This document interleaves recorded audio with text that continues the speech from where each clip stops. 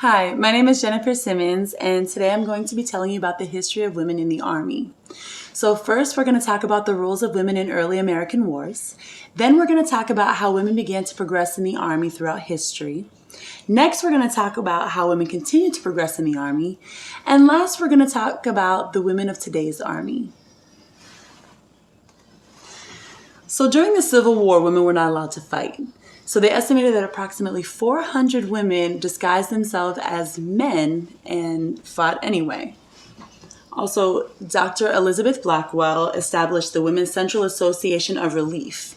So this is where she trained nurses to help aid the troops, and she raised money in order to get them supplies.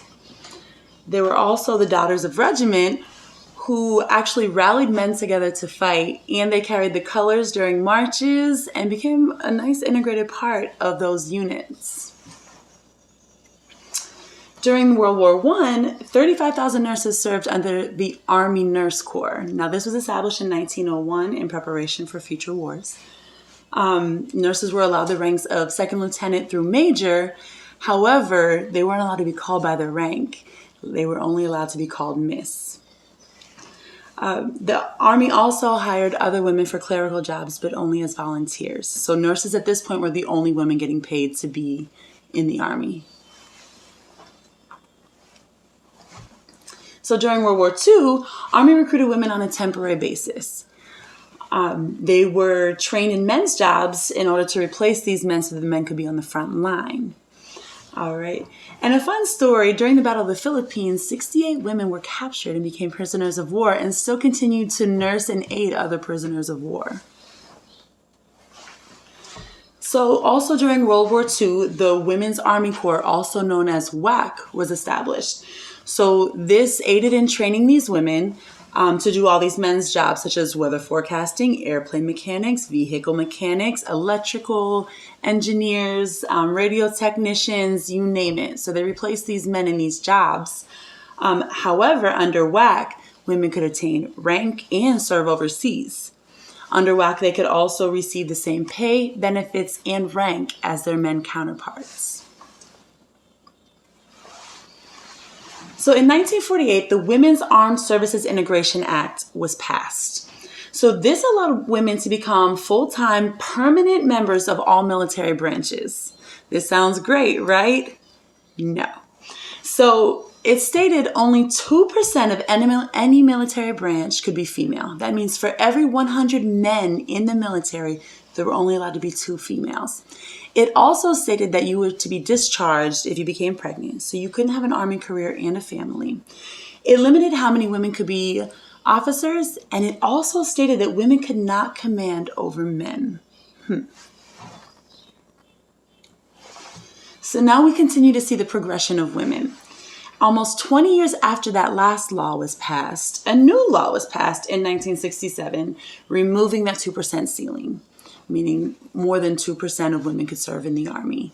It also allowed women into general and flag ranks. Big step.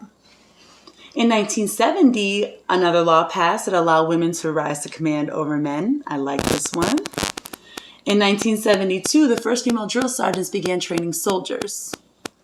Then in 1976, West Point allowed their first 119 female cadets into their school, which is funny because the law passed allowing them into the school in 1974, and it took them 2 years to actually allow a female cadet in. In 1978, the Women's Army Corps disestablished, and those women began integrating into the regular Army. And then in 1990, the Army deployed 26,000 women to the Gulf War in combat support roles. So now we're going to talk about the women of today's Army. So in 2013, which mind you is only 1 year after I joined the Army banned the law on women serving in combat roles. So then in 2015, 2 females passed the Army Ranger School. That was a huge step for women. In 2016, women could now choose out of any military occupational specialty, meaning they could do any job in the Army, including infantry. Now today, more than 200,000 women serve in the Army.